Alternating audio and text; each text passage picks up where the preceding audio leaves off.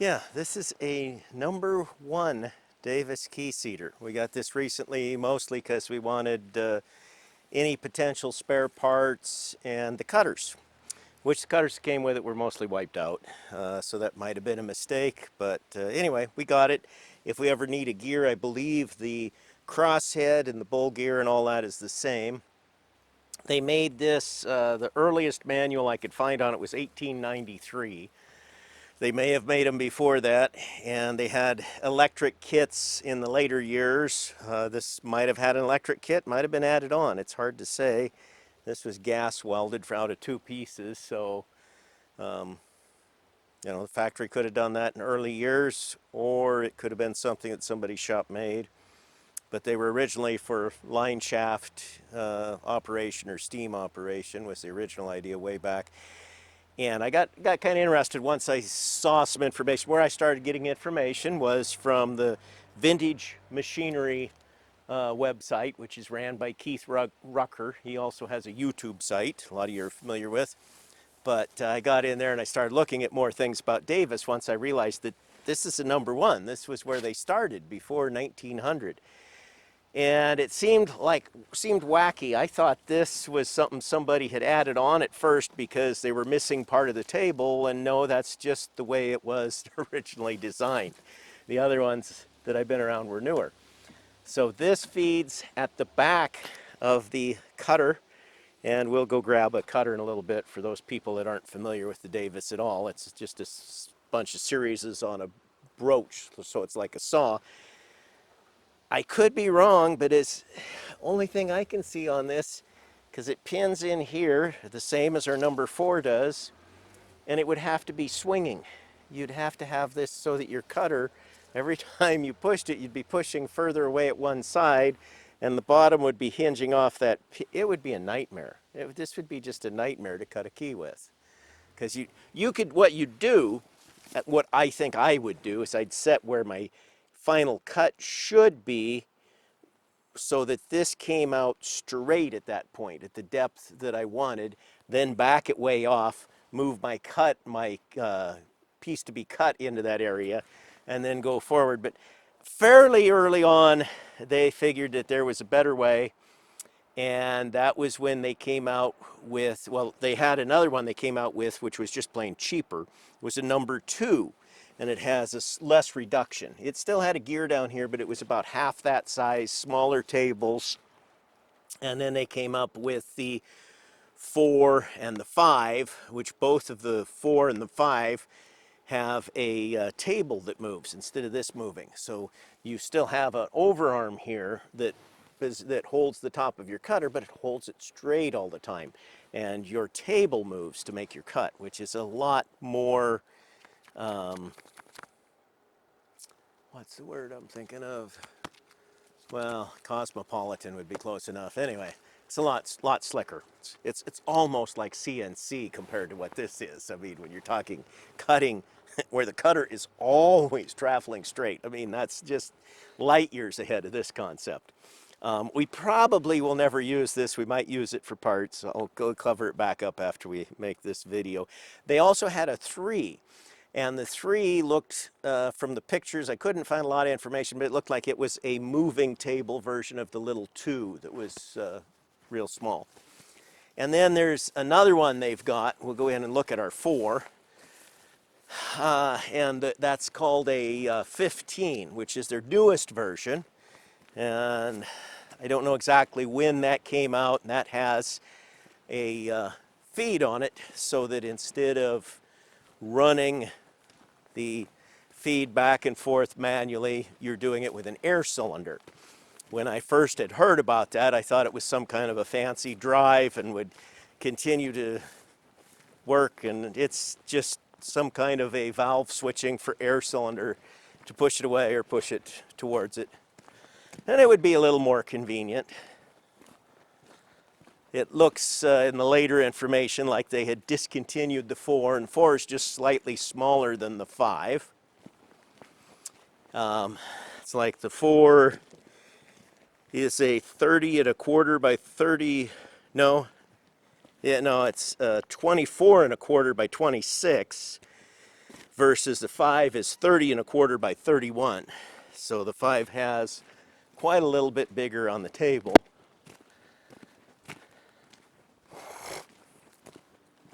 And that's the big reason I'd kind of like to have a 5. They claim that the 4 is supposed to be good for up to 1 inch, but the 1 inch cutter fits them both. Looks like there's room around there. I think if you were careful that you could probably still use the 1 1/4 and maybe even the 1.5 cutters. I have bought both of those. And if the job came around, we'd figure some way to use them on our machine. One of the things they had later on with the 15s, but not all of them, was they had a variable drive, and it was a variable speed motor that they would put in here. And I don't think it was a Reeves belt drive. I think it was a different type of variable speed. Anyway, it's a mechanical variable speed. We've got this one set up with an inverter. So normally we leave it at 30 cycles for what we're doing, but if we're working on something we really figure is going to be hard, we'll kick it down some more. They have, as you can see, this is what we were talking about. The table on this one moves back and forth. And this, being the overarm, it goes into position so that it always holds your cutter straight instead of moving. See, if you're moving the back of it to cut, you're going to end up at different angles all the time. It would be just wackiness to keep track of. I mean, you could do it.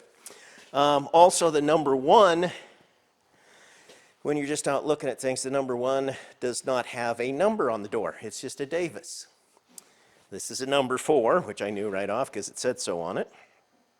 And the big reason I want the number 5 is not just a bigger table, and they mention about making, doing slotting and cutting and everything else with these, but the big thing about the number 5 that's neat is it has 3 T slots. So it's 3 T slots. Being able to bolt down extra things is really neat. And we were really looking at that. Like, I've got 2 buckets of these bushings we lost. When I first bought this machine, I didn't use it for a while. And then I used it for a couple years on and off, and then I didn't use it again for 5 years or 6 years. And since we brought it back out this last time, we've used it pretty continuously. We've actually, just the way work has happened to come out, but somewhere in our using it, not using it, we lost a bunch of the bushings. And then when you have to go make a bushing, you're like, oh, this sucks. Because you have to make it. You can't wait to order one, even if it's more affordable financially. It doesn't matter. You're going to be making it. Simple thing to make, but a bother. Now, we did one that we were going to video the setup, but I don't know what blocks we used. I know that we used a couple blocks on the side, and I think they were 1, 2, 3 blocks, but we used them on the side. We came across with some kind of a crossbar, and we clamped things and bolted it down, and we had it so that we could pretty much stabilize the cutter by letting it run in blocks and not need a bushing at all, which doing that can work pretty good where you have a machine that you can tighten the cutter so it snugs up against the side. I don't know if the number 1 does that or not. I suspect that it doesn't. Since it was made to pivot more, it probably doesn't have that capability of pushing it straight to one side where you'd have that stability there. But anyway, either way that works. And let's, something else here. This is the cutters. There's 3 types of cutters besides the material.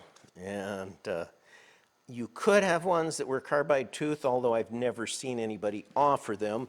They're not all made by Davis. It's very possible somebody could have made some with carbide teeth. I haven't seen any or offerings of them, but it's possible because you do back off from the cutter. You're not going to be tearing it up. This is a GP cutter. GP is general purpose, and everything on the side is just straight. And we'll go grab one out of the drawer. I don't think, even with my newest ones I got, I don't think I have any of the AF cutters. And I don't know what the AF stands for. GP is general purpose. If I do have an AF, No, but this is the bigger ones. At least it's easier to show you. On these, there's relief on the cutting edge here. You can see that it comes back, it angles down, and the sides again, you can see, because it's all one color, one surface, they're just straight.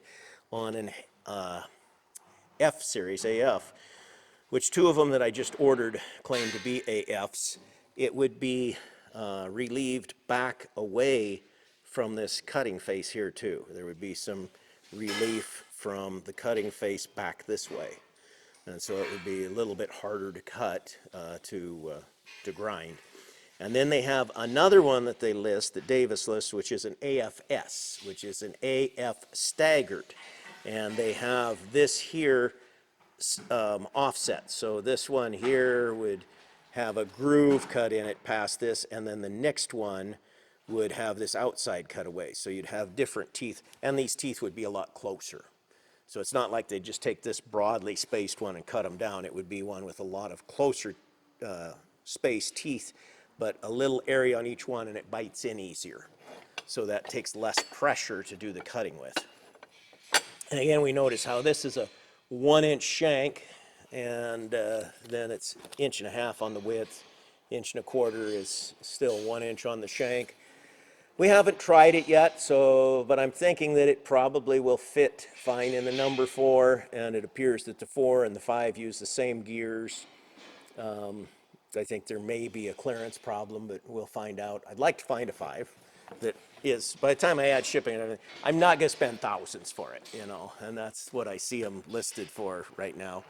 The Model 15 uses the air cylinder, and that's a little bit newer, but it's kind of interesting. They do still list them for sale, actually, from some people that bought the company, from the people who bought the company, who bought it again.